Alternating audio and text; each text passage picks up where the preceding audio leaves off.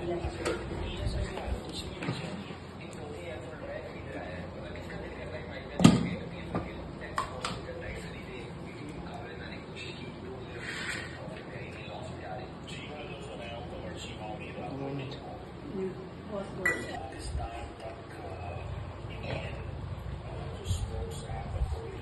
গো বাবু, ও বাবু, রাগ কমেছে?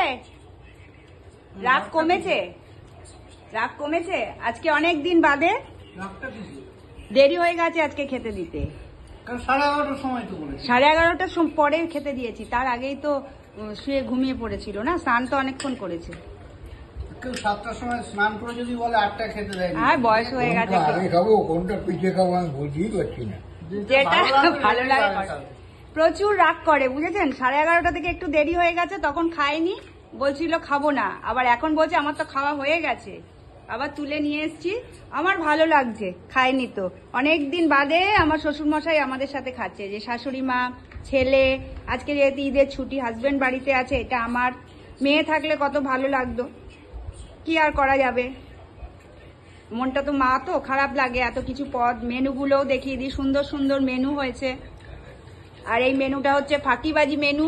কালকে মাছ খারাপ হয়ে গেছিল, মাছের ঝোলটা, মাছগুলো তুলে নিয়ে আজকে ফিশ ফ্রাই বানিয়ে ফেলেছি সেই মাছ দিয়ে। ফেলবো কেন বলুন, মাছের পেটি ছিল। আর বড় মার ওখানে গেছিলাম বলে 3:30টার সময় রান্না জিনিস, 2টোর সময় যখন খাচ্ছে, এত গরম, খারাপ হয়ে গেছিল। ওই মাছগুলো ধুয়ে তুলে আজকে ফিশ ফ্রাই বানিয়ে ফেলেছি। আর ডাল আর বড়া, ফিশ ফ্রাই দারুণ লাগে, সবারই ভালো লাগে।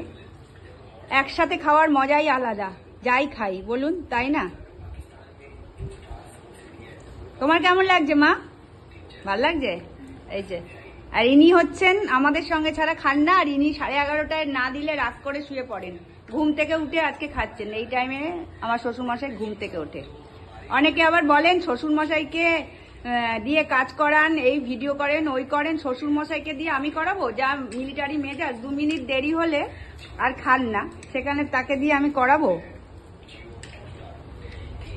চলুন এবার আমরা খেতে বসি। আমরা না, সবাই খাচ্ছে, আমি ভিডিওটা করলাম। এবার আমার খাওয়ার পালা, ঠান্ডা হয়ে যাচ্ছে। শুভ দুপুর বন্ধুরা।